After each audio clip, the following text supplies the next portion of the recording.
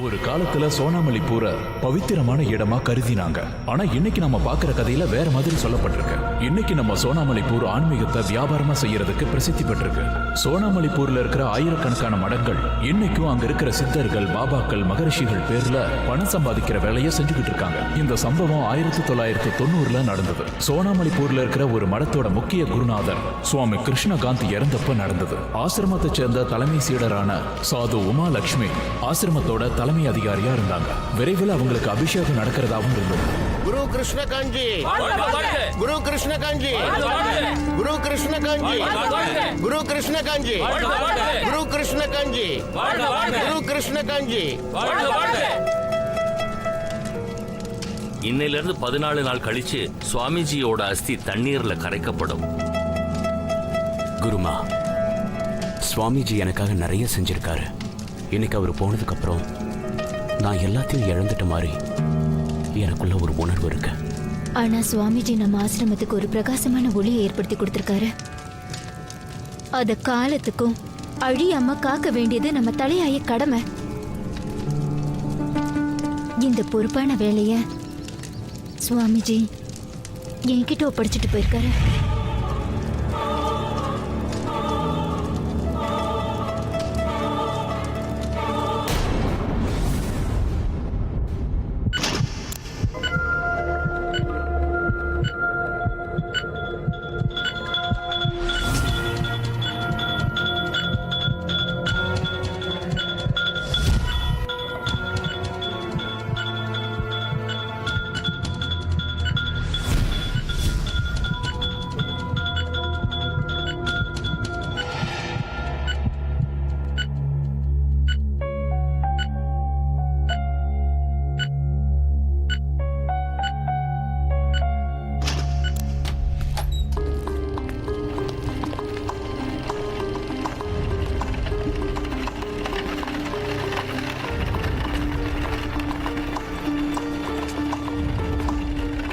Doctor sir, இங்க பாருங்க, நாங்க எல்லா முயற்சியும் செஞ்சிட்டோம். ஆனா கேன்சரோட லாஸ்ட் ஸ்டேஜா இருக்கிறதுனால கேன்சர் செல் உடம்பு முழுக்க பரவிருச்சு. சாரி, இனிமே எங்களால காப்பாற்ற முடியாது. இவங்க கிட்ட இன்னும் சில மணி நேரம் தான் இருக்கு. Excuse me.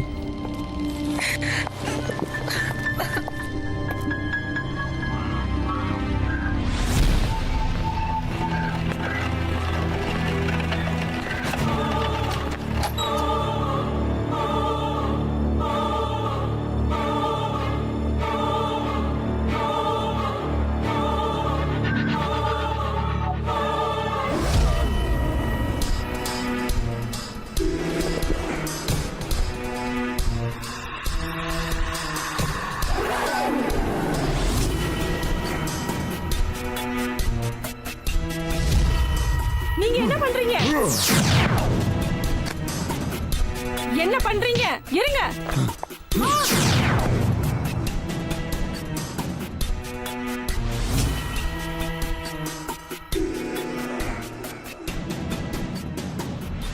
குரு கிருஷ்ணகாந்தி, குரு கிருஷ்ணகாந்தி, குரு கிருஷ்ணகாந்தி, குரு கிருஷ்ணகாந்தி.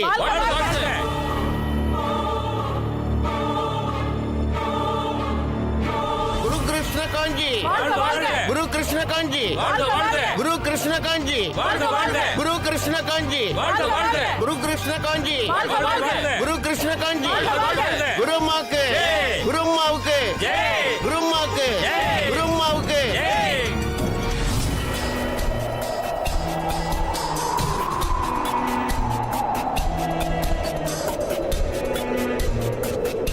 குருமாக்கு, குருமாவுக்கு, குருமாக்கு. வணக்கம் குருமா. குருமா, இவதான் என்னோட பொண்ணு வித்யா. நல்லது. இனிமே வித்யாவை அடிக்கடி நம்ம ஆசிரமத்துக்கு கூட்டிட்டு வாங்க. நம்ம மடம் சம்பந்தமான எல்லா வேலைகளையும் செய்ய எங்களுக்கு உதவியா இருக்கும். சரி, கண்டிப்பா. இது எனக்கும் என் பொண்ணுக்கும் கிடைச்ச பாக்கியம்தான். சுவாமி சத்யா.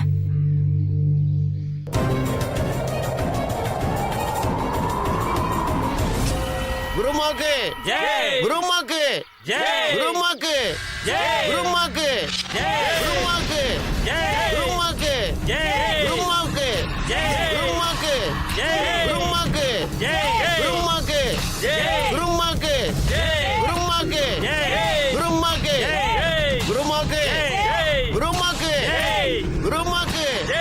குருமாக்கு குருமாக்கு குருமாக்கு குருமாக்கு குருமாக்கு குருமாக்கு குருமாக்கு குருமாக்கு குருமாக்கு குருமாக்கு குருமாக்கு குருமாக்கு குருமாக்கு குருமாக்கு குருமாக்கு குருமாக்கு குருமாக்கு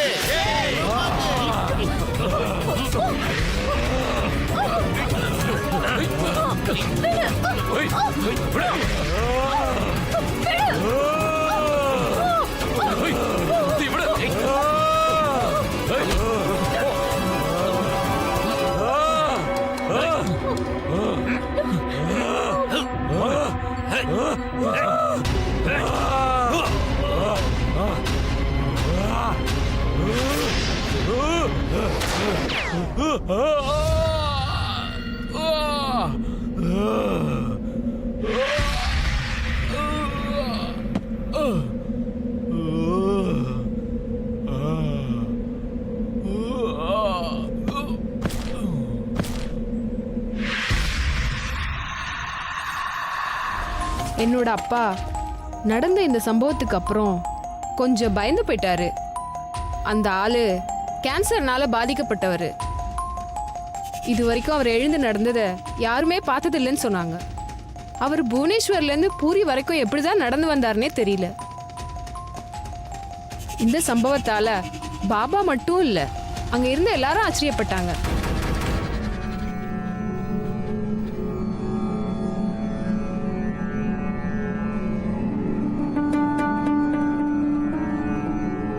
நீங்க எல்லாரும் நேரத்தை ஒதுக்கி அபிஷேகத்துல வந்து கலந்துகிட்டதை நினைச்சா எனக்கு ரொம்ப சந்தோஷமா இருக்கு.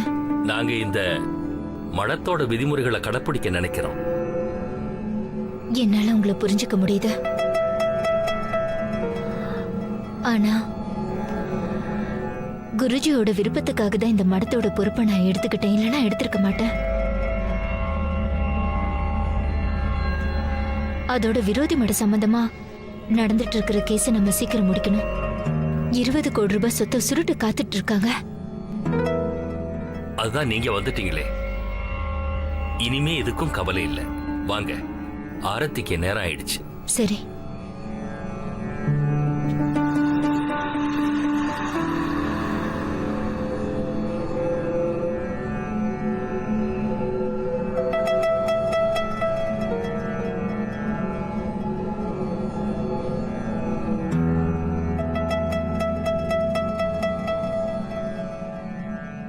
நாங்க ஏதாவது தப்பு செஞ்சிருந்தா எங்களை மன்னிச்சிடுங்க சுவாமிஜி.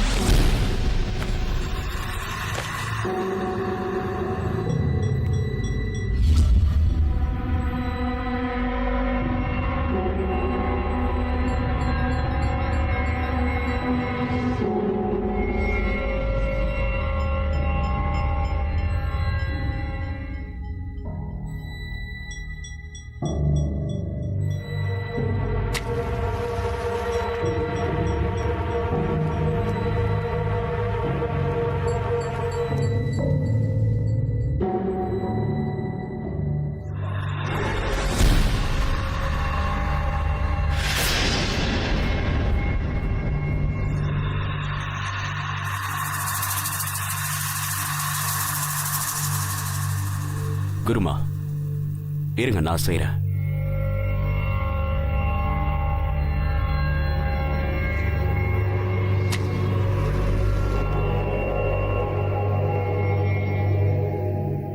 இந்தாங்கம்மா.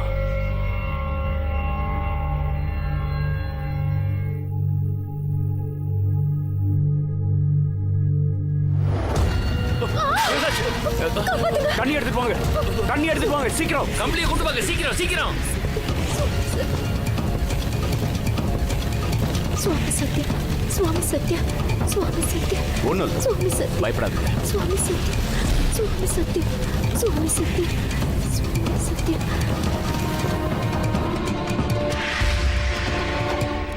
சுவாமி சத்யா.